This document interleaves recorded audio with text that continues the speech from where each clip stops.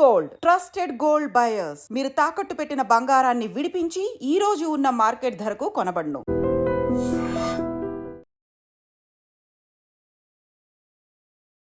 నమస్కారం, welcome to I dream. ధర్మ మార్గం విత్ విజిత కార్యక్రమానికి స్వాగతం.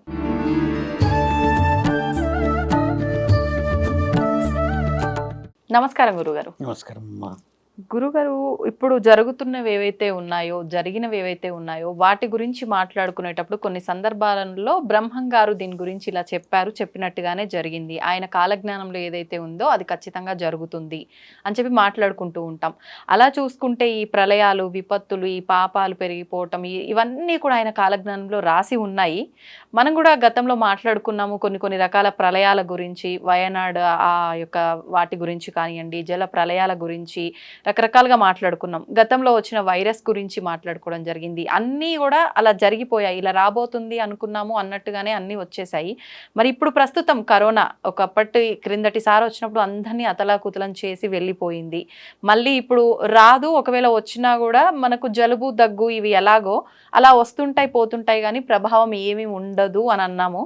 కానీ ఇప్పుడు ఆల్రెడీ మన దగ్గరికి రావటము, ఒకరిద్దరు మరణించటము లాంటి వార్తలు వింటున్నాం. ఏంటి ఈ కరోనా వైరస్ యొక్క విజృంభణ ఎలా ఉండబోతోంది? కాలజ్ఞానంలో దీని గురించి ఏమైనా రాసుందా? దాని గురించి తెలియజేయండి. ముమ్మాటికి అంటే బ్రహ్మం గారి కాలజ్ఞానం అన్నారు కాబట్టి, కాలజ్ఞానం 1610వ శతాబ్దంలో ఆయన గారు పుట్టి 1630లో 20లో రాసి పెట్టాడు. మీరన్నట్టుగా 100 సంవత్సరాలకు ఒకసారి ఒక విజృంభణ జరుగుతుందమ్మా. దీన్ని ఏమంటారంటే ప్రకృతి విలయ తాండవం చేసింది అని అంటారు. అందులో ప్లేగు వ్యాధి, క్షయవ్యాధి, కలరా కొన్ని చెప్పారు. అలాగా 100 సంవత్సరాల వ్యాధి ఇంకా రాలేదు మన దగ్గర. నేను గతంలో కూడా చెప్పాను. అంటే ఈ కరోనా 100 సంవత్సరాల కరోనా అనేది అసలు 100 సంవత్సరాలది ఇతిహాసాలది కాదు. ఇది మానవుడు చేస్తున్న కాలుష్యంలో మార్పులు, అంటే గాలి కానీ ఇంకేదైనా కలుషితమైనది, సూక్ష్మమైనది. 100 సంవత్సరాలలో వచ్చేది ఏమవుతుందంటే అమ్మా, మొదట 100 సంవత్సరాలకు ముందు వచ్చింది, 100 సంవత్సరాల తర్వాత ఏం జరిగిందనే విషయాలు మాట్లాడినప్పుడు ఒకటి నీటి ద్వారా వచ్చింది, ఒకటి శ్వాస ద్వారా వచ్చింది గతంలో. ఇప్పుడు కూడా శ్వాసదే. ధన్వంతరి అంటే మీకు తెలుసు అనుకుంటాను బహుశా. భరత మునివర్యులు దేశాలకి మన దగ్గర ఉన్న వనమూలికలు పంపించేవారు. వాళ్ళు మన దగ్గరే ఎందుకు వనమూలికలు ఉంటాయి, వేరే దేశాల్లో ఎందుకు ఉండవు? అంటే మనది వేదభూమి, ధర్మభూమి. తర్వాత మనది ఏంటంటమ్మా ఋషి పరంపర ఉన్న భూమి ఇది. దేవాది దేవతలు పుట్టిన మహాభూమి కాబట్టి ఇక్కడ ఆయుర్వేద వనమూలికలు వచ్చేసి లక్షల్లో ఉన్నాయమ్మా. కంటి చూపుకు సంబంధించిందే కానీ, మూత్రపిండాలకు సంబంధించిందే కానీ, గుండెకు సంబంధించిందే కానీ, పిల్లలకు సంబంధించింది, కామానికి సంబంధించిందే కావచ్చు. ఇలా రుజువు చేయబడ్డ పురాణాలు అనేవి. కణితి అంటే ఏంటంటమ్మా, ఈ మైండ్లో బ్రెయిన్కి సంబంధించింది. అది చిన్న కణతి అంటారు. కణితి అంటే చిన్నగా ఇక్కడ లోపల ఒక బబుల్ లాగా వచ్చింది అంటారు కదా. ఒకప్పుడు మన దగ్గర సుశ్రుతుడు అనే మహా జ్ఞాని ఎలాంటి మత్తు లేకుండా ఆ కణితిని తీసిన ఘన చరిత్ర కలిగిన మహాభారతదేశం మనది. కంటి చూపు భాస్కరుడు ఈ లోపట కన్ను పొరని ఇట్లా పెట్టి తీస్తారు. ఇప్పుడు ఎన్నో మైక్రో లెవెల్లో కదా. ఆయన కంటి చూపుకి లోపట నరాలకు సంబంధించిన ప్రమాదం ఏర్పడిందని దానికి శస్త్రచికిత్స చేసి పూర్వ వైభవాన్ని తీసుకొని వచ్చిన భాస్కరుడు. ఇలా మన దగ్గర చాలా ఉన్నాయి. ఇలా ఉన్న ఈ భూమిలో అమ్మ వనమూలికలు ఎందుకు కొలువై ఉన్నాయనంటే, ఈ వనమూలికల ద్వారా ఏ వ్యాధి వచ్చినా కూడా నియంత్రించవచ్చు అని ధన్వంతరి యొక్క పురాణ వివరణలు మన దగ్గర సాగర మదనమయ్యేటప్పుడే రుజువు చేయబడ్డది. ఎందుకు అంత పవర్ఫుల్ మన దగ్గర ధన్వంతరి అనంటమ్మా, కలశం ఏదైతే వచ్చిందో అది వచ్చే ముందు గోమాత 5 రకాలుగా విభజించబడి వచ్చి ఐరావతం, తర్వాత అశ్వం అంటే తెల్లని గుర్రం, ఇవన్నీ బయటికి రావడం చేత గోత్రనామాలకి మార్గం ఒకటి, ఆయుర్వేదానికి మార్గం ఒకటి, మానవ శ్రేయస్సుకు మార్గం ఒకటి. ఇన్ని మార్గాలు వచ్చిన తర్వాత ఋషి పరంపరలో ఒక వ్యాధికి ఒక కారణం శ్వాస కానీ ఇంకేదైనా కానీ అని చెప్పేసి చెప్పగలిగిన మహాపురాణమే ధన్వంతరి పురాణం. ఓకే. ఇప్పుడు ధన్వంతరి పురాణం అంటే ఎంతమందికి తెలుసు మీరు చెప్పండి? తక్కువ శాతం. తులసి చెట్టుని ఎందుకు పూజిస్తాం? బాగా గమనించాల్సిన విషయం ఏంటంటమ్మా, తులసి చెట్టుని ఇంట్లో ఆయుర్వేద వనమూలికలాగా పూజిస్తారు. ఒకప్పుడు తులసి చెట్టు ఇంత హైట్ అయ్యేది, ఇంత బారేడుగా ఇంత వెడల్పు అయ్యేది. ఇప్పటికి ఊర్లలో అవుతుంది అలాగా. మన దగ్గర ఇంత అవడమే చాలా కష్టం. కొత్తిమీర కట్ట అంత ఉంటుంది అంతే. దానికి ఉండే 4 ఆకులు, దానికి ఒకటే పూజలు మనం చేస్తాం. అంటే పుణ్యం కొద్దీ చెట్లు పెరుగుతాయి అనేది రుజువు. ఒకప్పుడు భూమిలో పెడితే అది అలా పెరిగేది. ఇప్పుడు అపార్ట్మెంట్ లైఫ్స్ కదమ్మా, ఆ గోడల మీద పెట్టడం చేత దాని యొక్క వయస్సు అలా ఉండిపోయింది. తులసి చెట్టు ఎందుకు పూజించాలంటమ్మా, ఏదైతే సంజీవని పర్వతం మీద పరమాత్ముడు పోయి తీసుకొస్తాడో ఆ ఆకుని కాపాడిన మహావృక్షాలు తులసి చెట్లు. ఆ సంజీవని ఏమో ఒక దగ్గర ఉంటే ఈ చుట్టుపక్కల ఉన్న వేల చెట్లు ఇవే తులసి. ఈ తులసి చెట్టు ఉండడం వల్ల ఈ సంజీవనికి ఎక్కడ లేని యాక్టివ్నెస్ అనమాట. అంటే ఇది ఒక ప్రొటెక్టర్. వాళ్ళందరూ లైట్ అయితే ఇది షైన్ అవుతుంది కదా. ఈయన గారు చేసింది, తండ్రి ఏం చేశారు హనుమంతుడు, తులసి చెట్లు ఇన్ని ఉన్నాయి, సంజీవని అలా ఉంది. అంటే సంజీవనినే కాపాడిన ఈ చెట్లు మానవుని కాపాడవా అని రాముడికి చెప్తే, రాముడి యొక్క ఈ పట్టభద్రుడైనప్పుడు, అంటే రామావీరుడు రాముని పిలిచి ఈ రాజ్యం అప్పచెప్తారు కదమ్మా, రాజ్యం చెప్పినప్పుడు ఒక్కొక్క చెట్టు ఇచ్చిండంట, తులసి చెట్టు. అలా తులసి చెట్లు ఈరోజు మన ఇంటికి చేరాయి. ఆయన గారే ఇచ్చాడు, ఒక్కొక్క ఇంట్లో పెట్టండి, ఒక్కొక్క ఇంట్లో పెట్టండి అని. ఎందుకంటే అందరి ఇంట్లో అయితే మీరు అన్నట్టుగా సంజీవని పెట్టలేము కదమ్మా, అదొక పర్వత శ్రేణి. అలా వచ్చినది అని అంటే ఇక్కడ అర్థం ఏముందంటే, తులసి చెట్టుని ఏ విధంగా వాడేవాళ్ళో అంటే కొంచెం ఆలోచన ఉంది కూడా చెప్తున్నాము. తులసి ఆకులు ఉడకబెట్టేసేసి దాంట్లో కొంచెం బెల్లం, అంటే అది కూడా ఏ బెల్లం వేస్తారు, ఎర్ర బెల్లం వేస్తారు. మన దగ్గర ఎర్ర బెల్లం ఇప్పుడు తక్కువ శాతంగా అంతా ఏమంటారు చక్కెరతో చేసిందే, ఫిల్టరైజేషన్ వస్తుంది, ఎల్లో ఉంటుంది. దాన్ని అలా కొంచెం మరిగించి తాగితే ఆరోగ్యానికి బాగుంటుంది, లైక్ కాఫీ కానీ టీ కానీ అంటారుగా. దానికి సన్న వస్తాయి కదమ్మా, ఇలా తీసే ఆవాల లాగా వస్తాయి. తులసి చెట్టుకి, సబ్జా కాదు, తులసి చెట్టుకి చిన్నగా గింజలు అవుతాయిగా ఆకులు, అవన్నీ తీసేసి ఉడకబెట్టేసేసి దాన్ని ఇప్పుడు మనం కాఫీ టీ తాగుతాంగా, అలా తాగినా కూడా ఆయుర్వేదికం అని చెప్పేసి శాస్త్రంలో రాసింది. అలా మనకు తెలుసా? తెలీదు. అది వృధా అవుతుంది, మన వాళ్ళు తాగరు, అది వేరే విషయం. అంటే ఒక చిన్న దాంట్లోనే అన్ని ఉన్నాయనంటే ఇంకా 27 నక్షత్ర జాతుల చెట్లు ఉన్నాయి మన దగ్గర.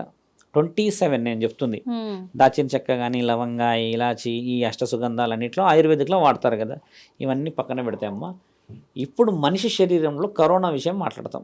కరోనా అని అంటే ఒక వ్యాధి ఏడికి వచ్చిందంటే అమ్మ, ఊపిరి ద్వారా ఊపిరి యొక్క ఈ పరిస్థితి ఊపిరితిత్తుల మీద అంటే లంగ్స్ మీద ఎఫెక్ట్ కదా. లంగ్స్ ఎవరికైతే మద్యం తాగి, ఎవరికైతే పుట్టుకతోని కొంచెం వీక్నెస్ ఉంటాయో అలాంటి వాళ్ళ పైనే ప్రాణభయంతో అటాక్ జరిగింది.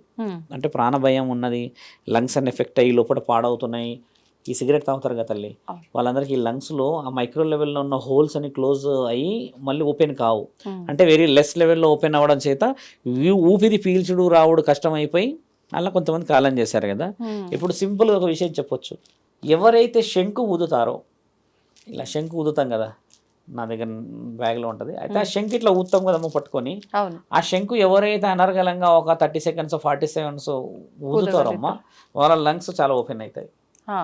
ఇలాంటిది ఇప్పుడు మనం చేయగలమా? శంకు అంత గట్టిగా ఎప్పుడైనా ఊదవచ్చును. కొంతమంది ఏం చెప్తారంటే శంకు ఇంట్లో ఊదకూడదు అంటారు. ఎందుకు శంకు ఊదొద్దంటే, ఆ శంకు ఊదితే ఆ ఇంట్లో ప్రాణం పోతుంది అనేది ఒక నానుడి ఉంది. ఆ నానుడి ఏంటంటే అమ్మ, శంకు ఎవరిది అంటే శివుడిది. అది శివుడు వస్తే ప్రాణం తీసుకొని పోతాడు అనేది పెద్దలు చెప్పిన మూట.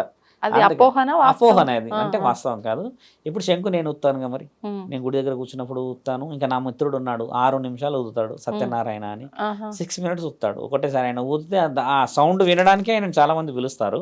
అలా ఊదిన వాళ్ళ ఎట్లా ఉంటుంది, మళ్ళీ కొంచెం ఓల్డ్ 55-50 ఉంటాడు కానీ అలా కనిపించాడు. అంటే ఇదంతా ప్యూరిఫికేషన్ ఉంటుంది. దాన్ని ఊదేది ఒక తరుణం పద్ధతి. మీరు మంచి మాట అన్నారు, శంకు ఊదితే ప్రాణం పోతుంది కదా. మరి పార్కులో పోయి హాహాహా అని పిచ్చోళ్ళ నవ్వుతే మన ప్రాణం బాగుంటుందా? నిజం చెప్పండి, నేను మొన్న చూసి ఆ పార్కులో మాట్లాడాడు, అలా అలా ప్రాణం వస్తుందా? ఇలా పైకి వెళ్ళేసి కిందకు హాహాహా అని గట్టిగా నవ్వుతున్నారు, ప్రాణం వస్తుందా? జీవితంలో లాఫ్ లేకపోతే థెరపీలో లాఫ్ వస్తుందా? మీరు ఆలోచించండి. అలాంటిది వస్తుందా? నేను అన్నది ఊపిరితిత్తుల మీద, మీరు అంటున్నదేమో ఎక్కడ పోయారు చూడండి మీరు.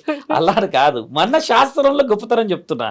తులసి అనేది, ఇట్లా శంకు అనేది ప్రత్యేకతలు చెప్తున్నా అమ్మా. ఇప్పుడు ఒకప్పుడు ట్రాక్టర్ లేకుండా నాగలి దున్నేవాళ్ళుగా, అవును. శరీరం కండలా ఉండి శరీరం అలసిపోయేదిగా. మరి ఇప్పుడు ట్రాక్టర్ మీద పోతూ కూడా మనుషులు అలసిపోతున్నారు కదా. అంటే శరీరానికి పని తక్కువ అయిపోయింది. ఇక్కడ పని అంతా లోపల రోగ నిరోధక శక్తి పెరుగుతుంది. మీరు అన్నట్టుగా లాఫింగ్ థెరపీ వాళ్ళని నేను తక్కువ అంచనా ఇస్తలేను. అలా ఉంటే ప్రాణం వస్తుంది అన్నప్పుడు ఈ శంకు ఊదితే ఊపిరితిత్తులు పెద్దగా అయ్యి ఆ లబ్డబ్, ఆ తర్వాత లోపల ఉన్న fluctuations, neurological system, blood pressure అంత నార్మల్ అప్ అండ్ డౌన్ అవుతుంది అనేది ఎందుకు రుజువు లేదు తల్లి, వాస్తవం అది ఇది. కాబట్టి ఏంటంటే మీరు అన్న విషయాలు ఏంటంటే అది ఇప్పుడు అవసరం అంటున్న ఊదడము శంకు, అది ఊదడం ద్వారా లంగ్స్ చాలా ప్యూరిఫై అవుతాయి, అది రుజువు చేయబడ్డది. ఇప్పుడు నేను శంకు ఊదమని ఎవరికేం చెప్పట్లేదు. ఇప్పుడు ఖజూరాలు తింటారుగా మన వాళ్ళు, అందరు ఇప్పుడు శంఖం కొనుక్కొచ్చుకొని శివరుద్ర సాధు దగ్గరకు వచ్చి ఎలా ఊదాలో చెప్తే నేను కూడా తల పైకి పెట్టి కిందికి వంగి ఊదాలి అని చెప్తాను. శంకు ఊదడం అనేది మా గురువు గారు చెప్పిన సీక్రెట్. అది ఎవరైతే గొంతు కంఠం గట్టిగా బలంగా గాంభీర్యంగా వస్తుందమ్మా, వాళ్ళందరి యొక్క వెనక రహస్యాలు గురువులల్లా వాళ్ళది ఒకటి మంత్రం అనర్గళంగా చదివిన వాళ్ళ శంఖంలో మంత్రం చెప్పాలా లేకపోతే నార్మల్ గా బెలూన్ ఊదినట్టుగా మనం అట్లా కాకుండా దాన్ని ఊపడం కూడా ఈ పెదవుల మూమెంట్ వేరేలా ఉంటది. గాలి ఊపితే శంకు మోగదు. దాన్ని ఏంటంటే అదొక సౌండ్ చేయాలి, ఇంట్లో నుంచి ఊ అని సౌండ్ చేస్తే ఆ సౌండ్ క్రియేట్ అవుతుంది. మళ్ళీ అన్ని శంకులలో రాదు, ఒక్కొక్క శంకు సౌండ్ ఒక్కొక్కటి ఉంటుంది. ఒక శంకు ఇలా ఉండి ఇలా వంగి ఉంటదమ్మా, దాంట్లో నుంచి ఊదితే సముద్ర గర్భంలో నుంచి అలలు పైకి వస్తే శబ్దం వస్తుంది కదా, అలా వస్తుంది. చిన్న శంకులు ఉంటాయి, అది మామూలుగా పూజ గదిలో వాడుకునేలా వస్తాయి. ఇప్పుడు ఆ శంఖంలో వాటర్ వేసి తీర్థంలో తీసుకోవాలి, అదంతా అభిషేకం చేసేటప్పుడు పవిత్రమైన పవిత్రం కోసం అని, శివుడికి కూడా అభిషేకం చేసేటప్పుడు ఇలా చేసే పెడతారు. అంటే అది పవిత్రత కోసం. ఎందుకు పవిత్రత కోసం అంటే పరమాత్ముడు అందులో నుంచే విషయాన్ని తీసుకున్నాడు కాబట్టి మనము కూడా పరమాత్ముడి యొక్క విషయ వివరణలను పవిత్రత కోసం ఇలా చూపిస్తారు కదా. శంకు నుంచి తండ్రి ఫొటోస్ రుజువు చేయబడింది. వాళ్ళు ఇష్టం ఉంటే చేస్తారు ప్రేక్షకులు, కానీ సలహా చెప్తున్నా. కరోనా నాకు తెలుసమ్మా, ఇప్పట్లో వచ్చినా కూడా భయపడాల్సిన అవసరం లేదని నేను ఎందుకు చెప్తానంటే, మొదట రావుడు ప్రపంచం మొత్తం భయపడిపోయింది. అవును, అందుకని సగం ప్రాణాలు పోయాయి భయంతో. ఇప్పుడు కొంచెం ప్రికాషనరీగా ఉన్నాం, డోసులో యాంటీ డోసులో తీసుకున్నారు, తర్వాత కొన్ని వ్యసనాలు తగ్గించారు. కరోనా గొప్ప పని ఒకటి చేసింది ఏంటంటే అమ్మా, 6 సంవత్సరాల జనరేషన్ ని వెనక్కి తీసుకుపోయింది. That I will. ఎందుకంటే 6 సంవత్సరాలు వెనక్కి జరిగిపోయాం మనం ప్రాణభయంతో. మీరు ఒకసారి గమనించండి, గుడిలలో ఇంత రద్దీ లేదు. అవును, ఈ గత 3-4 సంవత్సరాల నుంచి పెరిగింది. ఇప్పుడు ఈ మధ్య కాలంగా జరిగిన విషయాలు కరోనా ప్రాణభయం పెంచితే అమ్మా, మనిషికి మనిషి మధ్యలో వ్యత్యాసం కూడా తీసుకొచ్చింది. డిస్టెన్స్ వచ్చింది, సెక్యూరిటీ వచ్చింది, చాలా చేంజెస్ వచ్చాయి, కొంచెం ధర్మం వచ్చింది. కానీ మన వేద భూమిలో కరోనా ఉన్నదంటే నేను ఎట్టి పరిస్థితుల్లో నమ్మను. మొత్తం మనం వచ్చేసి మాస్టర్ డిగ్రీలో ఉన్న మన శాస్త్రంలో ఒక వైరస్ వచ్చి ఏం చేయలేదమ్మా. ఇప్పుడు పసుపు ఇక్కడ పెట్టుకొని స్నానాలు చేసేవాళ్ళే చేయట్లేరు మన వాళ్ళు. అంటే ఆయుర్వేదిక్ వనమూలికలు వాడతలేం మనం, కొంచెం ఫేర్గా ఉండేటి వాడుతున్నాం ఈ సోప్స్ లాంటివి. కానీ ఒకప్పుడు ఈ ఏమంటారమ్మా, ఈ నులుగు పిండి అంటారు, అందులో చూడండి ఈ ముక్కలుగా ఉంటాయి కదా పసుపు కొమ్మలు, అలాంటివి తెచ్చి కళ్ళమంద వేసి అందులో కొంచెం తేనె వేసి తర్వాత సున్నిపిండి వేసి మూడింటిని వేసి దంచేవాళ్ళు. బాగా దంచి వేరీ మైక్రో లెవెల్లో దంచి అది కూడా రుబ్బేది ఉండేది ఇలాగా. అది పెట్టిన తర్వాత చేసే ఆ స్నానంతోనమ్మా స్కిన్ చాలా బాగా అయ్యేది. ఇప్పుడు మనం అలా చేయట్లేదు, అవన్నీ కలుపున్న సబ్బు తెచ్చుకుంటున్నాం, మరి అది ఉన్నదో లేదు. ఏడు నుంచి వస్తున్నాయి తెలుసా అవన్నీ అమ్మా, ఇక్కడ నుంచి వనమూలికలన్నీ కొనుక్కపోయి ఫారెన్ నుంచి సబ్బులు రెడీ చేసి పంపితే మనం ఆ సబ్బులు రుద్దుకుంటున్నాం, మనం న్యాచురల్గా రుద్దుకోవట్లేదు. ఇదే నిజం కదా. అలోవేరా అంటే మీకు తెలిసిందేగా, కళ్ళమంద కదా, అలోవేరా సబ్బులు వాడుతున్నారు కానీ డైరెక్ట్ అలోవేరాని వాడరు. ఆమ్లా, షికాకాయ అంటే తెలిసింది కదా, కుంకుడుకాయలు, ఇవన్నీ కుంకుడుకాయ డైరెక్ట్ వాడరు కానీ కుంకుడుకాయ కలిపి ఉన్న షాంపూలు వాడుతున్నాం. డైరెక్ట్గా లేని కుంకుడుకాయ షాంపూలు ఉందంటే నమ్ముతావా? కానీ మనం అదే నమ్మాల్సిన పరిస్థితి, ఎందుకంటే ఇప్పుడు అట్మాస్ఫియర్ అట్లా మారింది. ఇప్పుడు కుంకుడుకాయలు వాడే ఓపిక లేదమ్మా. ఈ హెయిర్ డయర్స్ పెడుతున్నాంగా, ఒకప్పుడు హెయిర్ డయర్ లేకపోయిండే ఏం పెట్టేవాళ్ళమమ్మా, దాంట్లో నిప్పులు పెట్టి సాంబ్రాన్ని పెట్టి ఆడవాళ్ళు ఇలా నెత్తికి అలా పెట్టేస్తే ఏమైందంటే 2 అయ్యేటిది. పీల్చుకున్న ప్యూరిఫైలో ఈ లంగ్స్ అంతా ఈ శరీరం అంతా వేడి గాలి పీలిస్తే లోపల ఫిల్టరేషన్, చల్లనీళ్ళ స్నానము ఈ శరీరం కదా. తర్వాత ఈ హెయిర్ నుంచి ఈ బ్రెయిన్ నుంచి ఉన్న వాటర్ అంతా ఆ వేడికి ఆ పొగతోని ఈ కేశాలకు ఒక రకమైన ఆ సుగంధంతో పాటు పీల్చుకోవడం వల్ల అష్టసుగంధాలు శరీరంలోకి పోయే వనమూలిక. ఈ వనమూలికని మనం తయారు చేసామా, మనం పాటించే వాళ్ళమా? కానీ తరతరాలుగా మన శాస్త్రంలో ఉంది. మరి ఎందుకు చేయట్లేదు ఇప్పుడు? ఇప్పుడు ఇలా చేసుకుంటాం, ఇట్లా హెయిర్ డై ఇలా చేసే లోపల ఇన్ని ఉంటాయి ఎంటికలు. అవి తీసుకెళ్తే వాడు వస్తాడు పొద్దున్న మైక్ పట్టుకొని వస్తురుగా. ఈ రోజు పొద్దున్నే తిట్టిన వాళ్ళని ఒక్కటే పెడతారు మైకు. ఏముంటాయి, నా జుట్టు చూసి ఏమన్నా మొత్తుకుంటారా వాళ్ళు? ఎందుకలా అంటారమ్మా? వచ్చి చిక్కెంటికలు అంటే ఆడవాళ్ళు మరి భయానకంగా సంచులు తీసుకుపోతారు ఇవ్వడానికి. ఆవిడ ఏదో అయితే ఒకటి ఇస్తుంది, చిన్నది ఇస్తుంది, అది తీసుకొని పోతుంది. అంటే ఏది వృధా చేయకూడదని ఆడవాళ్ళ సంకల్పం. ఆడవాళ్ళ సంఖ్య అట్లా అంటే మరి వాళ్ళు మాటలు కూడా వృధా చేయకూడదు, మాటలు వృధా చేయకూడదు. అలా వాడతారా? టామ్ టామ్ చేస్తారు కదా చెప్తే ఈడికెళ్ళి పోదు, కానీ అమెరికా వేయలోపు అమెరికాలో అందరూ తెలిసిపోతుంది అది. ఆ చిక్కెటికలలో నిజం వాళ్ళు ఏమనుకుంటారు వామ్మో అని. అలా ఉన్నాయి. అవన్నీ మనం చేసుకున్న గణతంత్రాలే, స్వతంత్రాలు కాదు, గణతంత్రాలు అంటున్నాం. స్వతంత్రం చాలా గొప్పది. ఆయుర్వేద వనమూలికలు తిని హోమాగ్నిలో పాల్గొని దైవాదినంలో దీపాలు పెట్టి ఒక గుడిలో భోజనం చేసి పడుకుంటే అమ్మ ఎంతటి సుఖం. వేప చెట్టు కింద ఊపిరి పీల్చుకుంటే ఎంత ఆరోగ్యం. వేప చెట్టే లేకపోయా ఈ రోజుల్లో లేదు. ఆ మధ్య కాలంలో వేప చెట్లకు కూడా జబ్బు వచ్చిందని అన్నారు. అదేదో ఆరిపోతుంది అన్నారు. పండుగ అయిపోయినాయి, ఆకులు పండుగ అయ్యి అక్కడక్కడ ఎండిపోతున్నాయి అన్నారు. ఆ వ్యాధి పోయింది, ప్రభుత్వం కొంచెం చొరవ తీసుకుంది. నాకుండే బెస్ట్ సొల్యూషన్ ఏంటంటమ్మా, వేప చెట్లు భాగ్యనగరం అంతా పాకేయాలమ్మా. ఒక ప్లాటింగ్, ఒక డెవలప్మెంట్ ఎవరైతే చేస్తారో వాళ్ళకి చెప్పేసేయాలి, ఒక 20 వేప చెట్లు ఉండేటట్టుగా ప్లేస్ వదిలిపెట్టండి అని. ఎంత అట్మాస్ఫియర్ వచ్చేస్తుంది. ఒక రావి చెట్టుకి ఎంత అట్మాస్ఫియర్. అవి భారెడు పెరుగుతాయి కానీ అమ్మ తరతరాలు నిలబడతాయి కదా తల్లి. అందుకనే వనభోజనాల పేరిట మనము కార్తీక వనభోజనాల చెట్లకు పోతాం, ప్రశాంతంగా ఊపిరి పీల్చుకోవాలని. కరోనాని రానియకూడదు ఇక మనం. ఇప్పుడు మీరు అన్నారు వేదభూమి కాబట్టి మన దగ్గర వచ్చే అవకాశమే లేదు, వచ్చిన ప్రమాదకరం ఏం కాదని. కానీ సేమ్ టైం మనం ఇది కలియుగం కాబట్టి పాపాలు పెరిగిపోయినాయి కాబట్టి పంచభూతాలను పాడు చేస్తున్నాం కాబట్టి ఇవి వస్తున్నాయి అని చెప్పి. మరి ఆ రకంగా చూసుకుంటే ఇంకా ఎలాంటి ప్రళయాలు ఏమైనా వచ్చాయి? ప్రళయాలు చాలా ఉన్నాయి, భూకంపాలు ఉన్నాయి. ఈసారి ముమ్మాటికి భూకంపాలు చాలా ఉన్నాయి. ఎక్కడ, ఏ ప్రాంతాల్లో? ఢిల్లీ మునగబోతుంది ఒకటి, తర్వాత కేరళ మునగబోతుంది ఒకటి, గతంలో చెప్పినట్టుగానే మళ్ళీ ఖచ్చితంగా. ఎందుకంటే వర్షాకాలం ఇంకా రాలేదు. ఈ వర్షాకాలంకు ముందే ఇవి శాంపుల్స్ వదిలాడు. ఇప్పుడు నెక్స్ట్ ఏం వదులుతాడో మహానీయుడు ముక్కండి. ఆయన గారు చేస్తుంది ఏంది అనేది ఎలా చూస్తుంటమ్మా, పాపం కూడా ఆ రీతిలో పండిపోయింది. ఇందాకమ్మా మీతో వచ్చిన నేను కారులో చూసిన వీడియో ఏంటంటే 4 or 5 years అమ్మాయిని వాడు రేప్ చేశాడు, చిన్న అమ్మాయిని, 4 years అమ్మాయిని. అంటే మరి ఏం జరుగుతుంది చెప్పండి? ఏమున్నదని అక్కడ మరి మనిషి ఆ విధంగా పైశాచికత్వం పోయాడు. ఊరు వచ్చేసిందమ్మా వాడిని కొట్టడానికి. నేనేమంటా తెలుసా అమ్మ, ఆ రేపు జరగడానికి ముందు మనం ఎందుకు నిద్రలో ఉన్నాం? మనం ఒక మద్యం చేసి వచ్చిన వ్యక్తిని ఎందుకు గమనిస్తలేం మనం? ఒకడు విచ్చలవిడిగా మాట్లాడితే ఎందుకు గమనిస్తలేం మనం? ఒకడు వచ్చి ఆ రోడ్డున నిలబడి ఆ చౌరస్తారా నిలబడి ఇలా తాగేస్తుంటే వాడిని ఎందుకు అడుగుతలేం మనం? ఎందుకు ప్రికాషనరీగా మనం పోతలేమంటే నీ ఇల్లు నీ సంసారం నీకే. అంటే అడగకపోతే అది ఎవరిదో సమస్య, అడిగితే అది మన సమస్య. అలాగా ఒకడు అడుగుతాయితుంది, అలాగా ఇద్దరు అడుగుతాయితుంది, అలాగా నీవు నీతో పాటు ఊరంతా పాటు చట్టంతో పాటు అందరు కలిస్తే మరి భయం పుట్టాలన్నా వద్దా? ఇది రాజ్యవ్యూహం చాలా ముఖ్యం తల్లి. మీరు అన్నది మంచి ప్రశ్న. ఎందుకంటే మీరు ఒక ఇల్లాలు కాబట్టి నేను అడిగితే సడన్గా గురువు గారు ఇక నా మీదకి వచ్చేస్తుంది, వాడు ఉల్టా మాట్లాడతాడు, ఆ తాగే సీసేదో నా నెత్తి మీద కొడతాడు లేదా ఇంట్లోకి విసిరేస్తాడు, అప్పుడు నాకు పంచారు. ఇది వాస్తవమే. ఒక్కోడు ఇద్దరితోనే అవుతుంది, 100 మందితోనే అవుతుందమ్మా. ఇప్పుడు ఎవరి దాకా ఎందుకండి, ఇప్పుడు మన ఇంట్లో వాళ్ళే ఉన్నారు, అంతా ఇలా మాట్లాడాల్సి వచ్చినప్పుడు ఓకే. ఏదైనా ఇప్పుడు అట్లా మనం ఎదిరించాలని ఎవరైనా ఏమనంటే నీకేం అవసరము, నీ పని ఏందో నువ్వు చూసుకోవచ్చు, తెచ్చి నీ మెడకేసుకున్నావు, ఇలాంటివి కొత్త సమస్యలు ఎందుకు? పోలీసు వాళ్ళు చూసుకుంటారులే, 100కు డయల్ చేయండి అంటారు. 100 డయల్ చేసిన దాంట్లో అమ్మ నాకు తెలిసి 25% కాపాడబడుతున్నాం, 75% తగలబడినాక వస్తున్నారు. అంటే గొడవలు అయినాకనే వచ్చేస్తారు. అంటే వాళ్ళ ఆలస్యం అని కాకుండా వాళ్ళు ఎలా వస్తున్నారంటే ప్రమాదం జరిగినాక మన వాళ్ళు ఫోన్లు పోతున్నాయి. ఇప్పుడు జరగక ముందు ఫోన్ చేస్తే వాళ్ళు కదలరు, ఎందుకంటే ఏం జరగలేదు కదా అని. మొన్న నా విషయమే చెప్తాను. చిన్న సందర్భం ఏర్పడింది. నైట్ 12:15 అవుతుంది. కొంచెం విషయం జరగగానే నేనేం చేశాను అంటే, మన విషయం అని కాదు, పక్క వీధిలో బీభత్సమైన గొడవలు జరుగుతుంది, కొట్టుకునేది పెద్ద కొట్టుకోవడం. ఫోన్ చేశాం. చేసిన తర్వాత ఏం సంగతి ఏంది ఇట్లా అనేసరికి వాళ్ళు 25 మినిట్స్ తర్వాత వచ్చారు.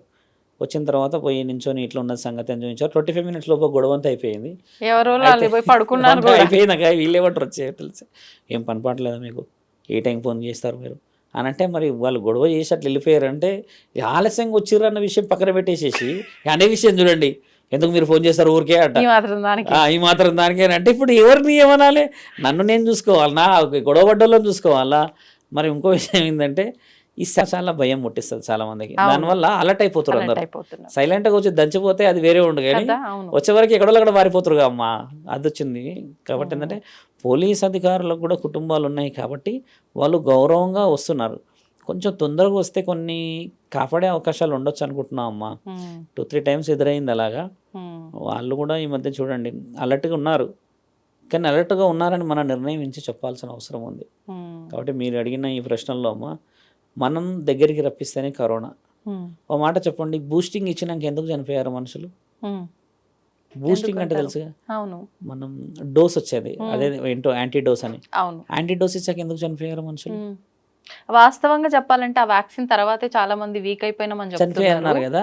నా దగ్గర లైవ్ ఒక ఆయన ఉన్నాడు, ఆయన గారు ఏం చేశారంటే వద్దు అన్నాడంట ఇంజక్షన్ వద్దు అని అంటే, లేదు లేదు తీసుకోవాలి అని అన్నట్టు. వద్దు అని ఆయన మొత్తుకుంటుండంట అక్కడికి. వద్దు అంటే ఆయనకి ఏం చేశారు, పెద్ద మనుషులకి ఏంటంటే నడుముకో లేకపోతే వాళ్ళ ఆలోచన రీత్యా బాగుంటే చేతికో గుచ్చుతారు. నాకు తెలిసి 50 సంవత్సరాలు దాటిన వాళ్ళకి నడుముకి ఇవ్వడమే మంచిది. ఆయన గారికి ఇచ్చారు ఇక్కడ సూది, ఇవ్వగానే కరెక్ట్గా 5-10 మినిట్స్లో గాబర్ అయ్యిందంట. ఇట్లా వెనుక కొరగానే నలుగురు తీసుకొని వెళ్ళిపోయి ఇంట్లో పెట్టొచ్చారు, గాబర్ అవుతుందంట అని. బయటికి వచ్చేలోపు చనిపోయింది ఆయన. ఏమవుతుంది డోస్ అంటమ్మా, తట్టుకునే శక్తి ఉన్నదా లేదా కూడా తెలుసుకోవాలి. డోసులు ఉన్నాయి కానీ కూర్చోడేనా, ఎంతమంది ప్రాణాలు ఈ రోజుల్లో ఉంటాయి. ఈరోజు ఏం తెలుసా అమ్మ అంటే, ఆ అమ్మ మరి ఎక్కడుందో నేను చూడలేను, కానీ ఒక 4 నెలల క్రితం నేను చూసా, తోడు కోల్పోయింది ఆమె. అప్పటికే కొంచెం మెంటల్ పర్సనాలిటీ. అయితే ఆవిడని చూస్తే ఆవిడ పైకి కళ్ళు పెట్టి ఇట్లనే చూస్తుంది అంతే, ఏదో మాట్లాడుకుంటూ. ఆవిడ భర్తతో చూసి భర్తతో మాట్లాడి కొట్టుకోవడం తిట్టుకోవడం ఏదో చేసేది. ఇండైరెక్ట్గా మనం ఏం చేసాం చూసారా, సెక్యూర్ చేద్దాం అనుకుంటే మనిషి సెక్యూరిటీ కోల్పోయి ఎక్కడికి పోయాడు చూడండి. కరోనాలమ్మ సగం మంది భయంతోనే కాలం చేశారు తల్లి. చాలామంది మీరు అన్నట్టుగా రోగం వచ్చిన వాళ్ళు కూడా పోయారు, అది ముమ్మాటికి మేము ఒప్పుకుంటాం, కానీ సగం మంది భయాందోళనలకు గురయ్యారమ్మా. ఎంత భయం వచ్చేసిందంటే, లాక్డౌన్, ఒక బండి బయట లేదు, ఒక షాప్ ఓపెన్ లేదు, ఒక ఏది లేదు, ఎటు చూసినా సైలెంటే. ఆ ఇంట్లోకి తొంగి చూడదు, ఇన్ని బాధలు, ఆఫీసులు బంద్, షట్టర్లు క్లోజ్ అయ్యేసరికి మనిషికి రోగం వచ్చేసరికి ఈ చుట్టుపక్కల వాతావరణం భయం తెచ్చింది ఇక్కడ. నేను దీన్ని ముమ్మాటికి ఒప్పుకుంటామ్మా. ఒంటరితనం అయిపోయి చనిపోయారు చాలామంది, అబ్సల్యూట్గా చెప్తామ్మా. ఎందుకంటే ఇప్పుడు నీకు నాకు లేకపోతే ఎవరికి రోడ్డు మీద పోతే ఆ చుట్టుపక్కల బండ్లు, ఆ వెలుగు, ఆ మనిషి సెక్యూరిటీ, ఆ లైట్ కనబడితే ఏమవుతుందంటే ఒక ధైర్యం, నన్ను ఎవరో ఒకరు తీసుకుపోతారని. అది అబ్సల్యూట్ సెక్యూరిటీ కదా. కంప్లీట్ ఇవన్నీ మూసినాక అంబులెన్స్ రావడానికి కూడా భయానకమైన అంబులెన్స్ వస్తే మనిషి మరి చావే నీకు వచ్చింది. మరి అది భయమా కదా. మనిషి రోగంతో ఉండి ఉండి ఉండి ఏ రోజు వస్తాడు, కానీ అలా చనిపోయే చావులు చాలా భయానకమైనవి. మేము చాలా మందిని చూసాం, బాధ అనిపించి. మా స్నేహితుడు చనిపోయాడు, మేము వెళ్ళినప్పుడు చూస్తే నన్ను ముట్టుకొనిస్తలేరు. నేను వస్తే అంత వచ్చేదంత లేదు అంటే వినరు. మనిషి భయంతోనే చనిపోయాడు.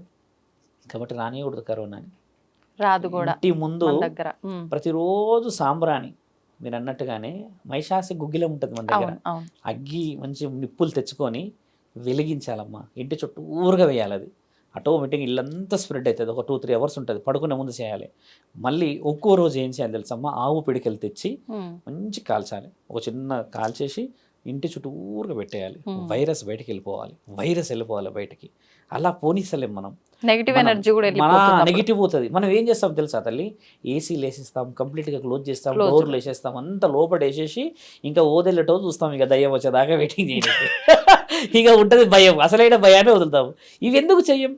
ఫిల్టరైజేషన్ గాలి రావాలి, లోపటి నుంచి బయటికి ఫిల్టర్ కావాలి, హాస్యంగా నవ్వుకునేటట్టు వాతావరణం ఉండాలి. ఇలా లేదమ్మా. భయం భయం భయం భయం భయం భయం భయం. ఆ భయంతోనే కదా మనిషి సగం పోతాడు. మీరు ఇప్పుడు చెప్పండి, మరి కరోనాని రానియకూడదు ఎట్టి పరిస్థితుల్లో. అది వచ్చింది చేసింది అనేది కాదు, దాన్ని ఎట్టి పరిస్థితుల్లో రానియకూడదు. రోగ నిరోధక శక్తి పెంచుకోవాలి, పెంచుకోవడం మంచిదమ్మా. ధన్యవాదాలండి. దీన్ని తవ్వండి, తవ్వుతున్న శివలింగం. పరమాత్మకు జీవా సరే దాన్ని అట్లా కప్పేసేయండి, చూపించదండి. Krishna is there. మూర్తి పూజ కాదు, సాక్షాత్ బ్రజేంద్ర నందన భగవాన్ ఉన్నారు మూర్తిలో. ఏమీ ఆశించకుండా ఆరాధించే వాళ్ళు కూడా ఉన్నారా ప్రభుజీ? నిజమైన భక్తి అంటే మనకు తెలియదు కాబట్టి